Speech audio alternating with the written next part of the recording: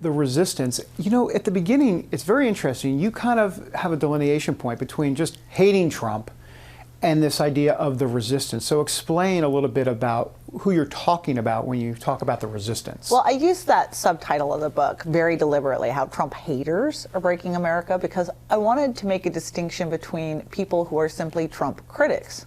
And you know, in my mind, every thinking person, they look at a presidency and there's going to be things that they like, there's going to be things that they don't like. And in fact, as citizens of the country, I think we have an obligation to think critically about our elected leaders. The haters are something different. These were the folks who, from the very moment Donald Trump was elected, they viewed him as illegitimate and occupying that office, and that they were therefore, in extension, allowed to take any actions they wanted to get rid of him.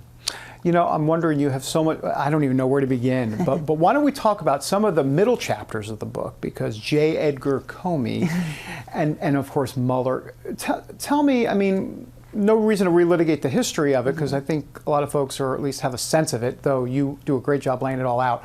But what is kind of like the underlying resistance part of this that people need to understand as to what was at play and why Trump feels like this is a witch hunt, and what you wanted to expose in the book? So one of the things I try to do in this book is relate what happened over the last 3 years, but also relate the ways in which the resistance have crossed boundaries, undermined our institutions, and to actually delineate them, say this was a rule that we were supposed to observe and it got broken. And I make the case in the book that the very beginning of the resistance, and one of the first examples of what I call undiagnosed Trump derangement syndrome, is Jim Comey.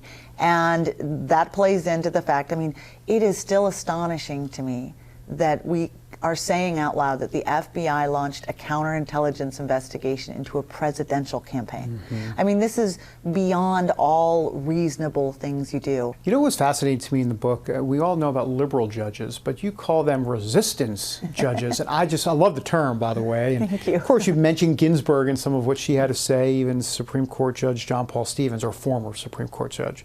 And then, of course, the travel ban drama, which was all sorts of judges, in essence, kind of going outside the purview, if you will. Talk to me a little bit about resistance judges as part of this movement. So, by the way, we've always known that there are conservative justices and liberal justices, and that doesn't, there's nothing unusual about that. What's been really unusual since Trump became president is judges who've been willing to go beyond differences in ideology and actually break long-standing judicial norms. Okay, and I can give you an example of that.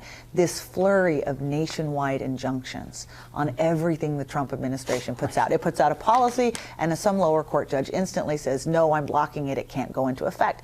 This goes against everything the Supreme Court tells the lower courts to do.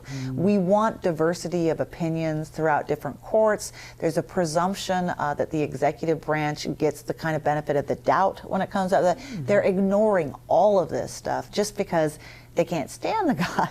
And so, but it's doing damage to our judicial system. Donald Trump, he's a piece of work.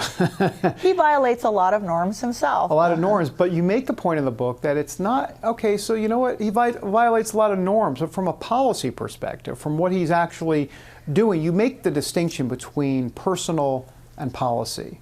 Explain a little bit about that. Well, I think this is important because for 3 years we've been told by a lot of people in the media that Donald Trump is destroying our democracy, undermining our institutions, breaking our norms.